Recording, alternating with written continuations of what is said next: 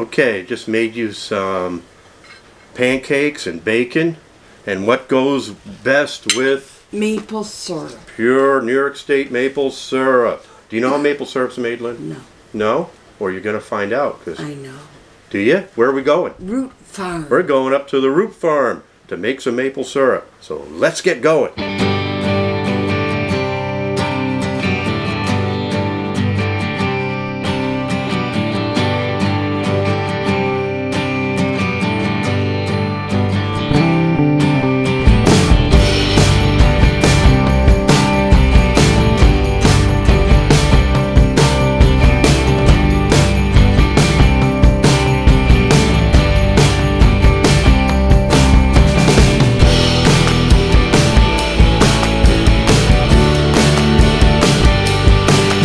Hey, look who's here, Lynn.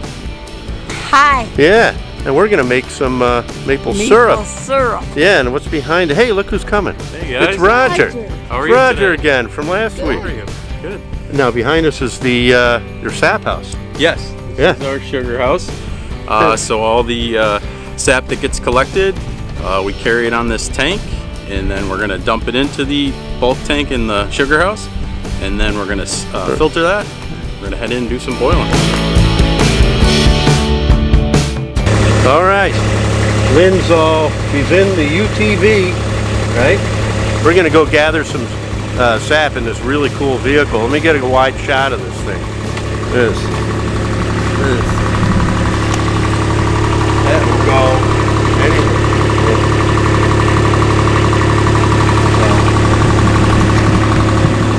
All right, so we're gonna head out.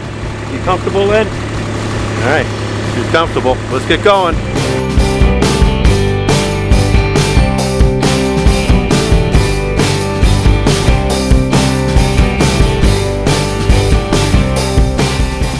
Well, the whole process of making maple syrup starts right here from the sugar maple, which just happens to be New York State's state tree.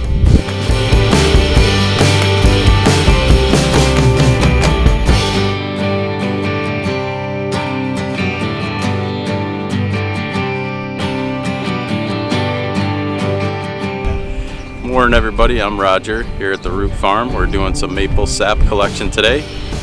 Talk about a little bit here with Kevin Jones. He's our agriculture assistant here at the farm, helps out with equine agriculture and recreation programs. So what are we doing today, Kev? Today we're collecting maple sap to become maple syrup in our sap house. Most of our trees here are sugar maples.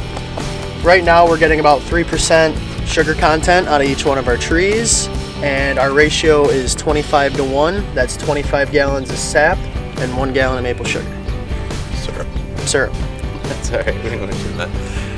And as the season progresses, how does that affect our production? As the season progresses and it warms up, the trees start to lower their sugar content, so production slows down.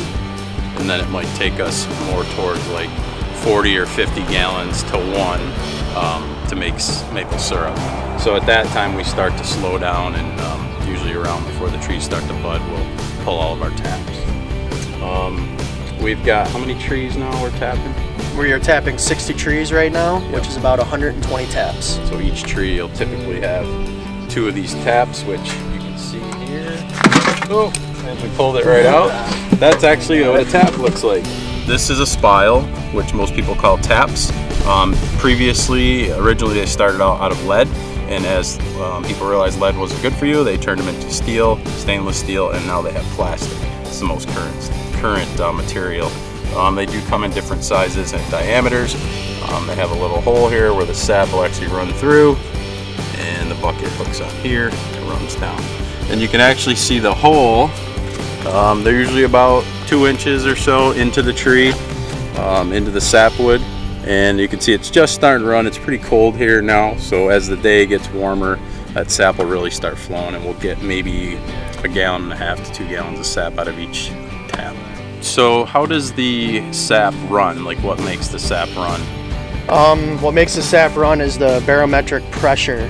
So as you can see, we have a tap bucket right under this main large limb, or a big root down at the bottom, and between day and night time, the pressure forces the sap up past the bucket to get to the bigger limb. Is there a certain temperature that happens at? Above freezing. So above freezing during the day. During the day, and The key would be to have hopefully days that drop at night, right? right. So if Build it that drops at energy. night and then warms up during the day. And how do you know which trees to pick once you realize it's a sugar maple? Your goal is to pick the healthiest trees. So for an example, this tree is very healthy. There's not a whole lot of dead in it. Okay. And then you can see for this tree, example down there, that gigantic hole in the side of that tree. And it has a lot of dead branches hanging off of it. Right. How do you determine that's a maple if there's no leaves? Mainly by the bark and the Okay. buds. Gotcha. We're going. All right. Right in there. How's that? Perfect. That's good. That was great. It's so cold it's starting to freeze a little bit. Love. You want to help me dump this? Big thing of ice coming. Good catch. You ready? Yep. Roger. And there's a little filter that just kind of... That filter helps to get all the any kind of dirt or bark or anything out of there. Collects all the ice. And as it warms up, the ice will melt down into the tank.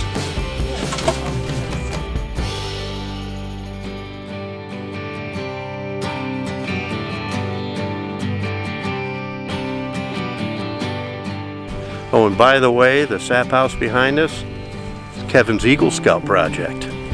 Did a good job. Thank you.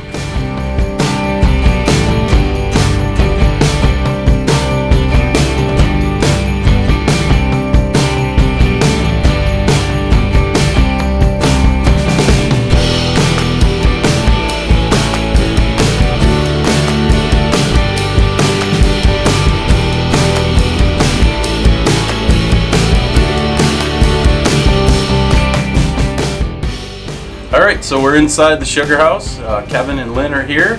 We're going to have Lynn pull some sap out of our bulk tank, and then we're going to put it into, what's this called again, Kevin? That's the pre-warmer. Okay. And what does this actually do?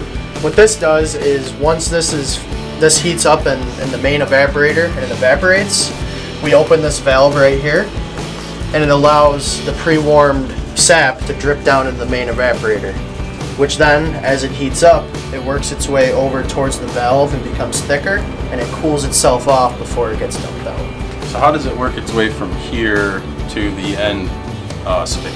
It works its way through little slots at the bottom, little holes and ports. So as it goes through those, and it works its way over to the end. So as it evaporates the water, the syrup, sap gets thicker? Yep, as the water evaporates from the heat from the fire, it gets thicker, becomes more like sap, like syrup, and it works its way through those. Reach that blue lever. Can you reach the blue lever? Okay, let's Throw it down. Good job! Alrighty, you want to help me bring it back up? Push it up. There it is. Alright, can you dump it in there? Hold that bottom. There you go. Pick it right up. Pick the bottom right up. You can hold the wall. How's that? You did awesome, as always. So we are going to skim off the foam out of the sap. That way it will boil quicker and evaporate, and it's pulling all the impurities and nice job. That's in the sap that comes out of the tree. There you go. You don't even need me standing here, do you? Let's see, can we get this one? Get too close. Good. Right. There. How was that? You can hear it starting to boil. I don't know if you hear that or not. Yeah. You can see the color a little bit better. Pretty good at this, Lynne. Have you done this before? No? You can smell it a little bit too. Yeah. So back in the day, before hydrometers and things, maple sap, when it's finished to syrup, you would actually hold your spoon up outside the steam, and when it would start to sheet and didn't break off, you knew it was finished, that all the water was out of it. Which this is a little example of that, but you would have an actual spoon rather than a skimmer. So today we have units like a hydrometer that we use to test our sap, and we also have these that we can test our sugar content in the syrup when it's finished. So this one's actually made for maple sap to test your sugar, but it looks similar to this. So what we would do is we would take our beaker, fill it up with some sap, and then usually I warm this up ahead of time so it doesn't crack. And then this just gets lowered in, and then if it floats, it tells you if it's finished or not, how much water's been evaporated. So as I said, this one's checking the sugar content, so it's a little bit different.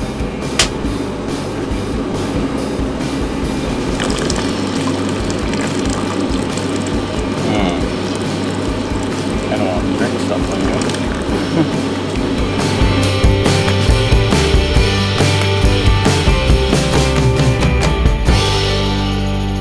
See you next time on the Lynne Life.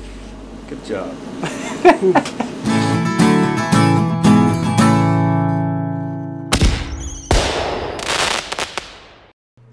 I want to welcome all our new viewers and encourage you to subscribe to the Lynne Life channel. You will need a Google account, which is easy to do and it doesn't cost anything. By subscribing, it really helps us out to be seen by as many people as possible.